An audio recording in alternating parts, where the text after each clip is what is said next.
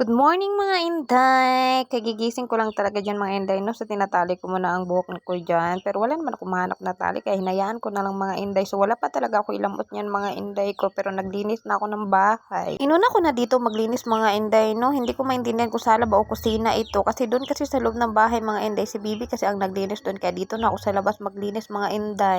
Inuna ko muna dito ang mga sabit-sabit mga inday 'no, kasi naiinis talaga ako sa maraming sabit-sabit. So ginawa ko, inayos-ayos ko muna, tinanggal ko at nilagay ko lang diyan sa kilid para hindi naman pangit tingnan mga inday. Pero minsan din talaga inday 'no, nasa mood talaga akong maghilamos. Ewan ko ba diyan ba't di ako naghilamos. Bale ko kasi maligo kasi ako maaga niyan pagkatapos kong maglinis. Pagkatapos ko kukunin ang mga sabit-sabit diyan mga inday, inayos ko itong patukan ng aking asawa sa pangsisiw mga inday kasi sayang naman pag natapon ere. Pagkatapos ko dun sa patukan mga inday, dito na naman ako nagwawalis sa labas 'no. Ang init-init na talaga mga inday kaya binilisan ko na diyan magwalis. So inayos ko muna yung pakainan ng aking manok mga inday 'no, pinasok ko muna kasi ang pangit din tingnan pag nasa labas nakakalat. Natanghali na kasi ako ng gising diyan mga inday kasi kagabi hindi talaga ako masyadong nakatulog kasi nga ay bloated ang aking tiyan. Minsan talaga mga inday tinatamad na talaga akong mag-vlog pero wala akong magagawa kasi naumpisahan ko na kaya ayan pinagpatuloy ko na lang talaga mga inday ko. So, matatapos na talaga ako magwalis yung mga inday no, sinama ko na doon sa aking garden. So pagkatapos ko niyan magwalis mga inday, magsisibak na ako mga inday no, kasi bala ko talaga sabakin na eri kasi nakakalat na dito sa may kilid sa aking labahin. So pagpasensyahan nyo na ang inday ninyo no, nakabilaka pa talaga mga inday pero intindihin nyo na kung anong meaning ng balaka, Bisaya talaga eh.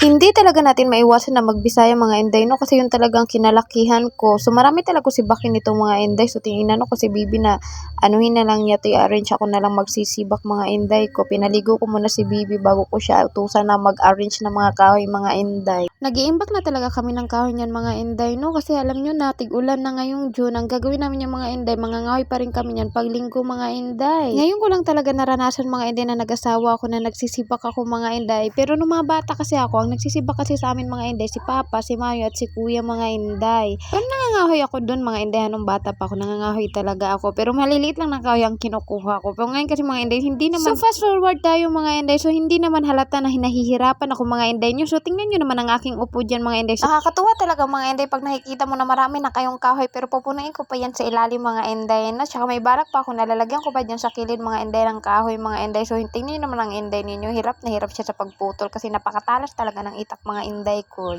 So pagpasensyahan nyo na ng mga inday no, kung may nakikisabay sa akin ng sisiw mga inday kasi wala kasing inahin nyo, naghahanap yun mga inday. So ito mga inday, matatapos na talaga ako magsisibak nito. Ang ginawa ko ay liligpitin ko na at wawalisan ko ng aking pinagsibakan mga inday. Pagkatapos ko niyan mga inday, magpahinga-hinga lang ako, mag-almusal lang ako mga inday, maliligo na ako niyan mga inday ko.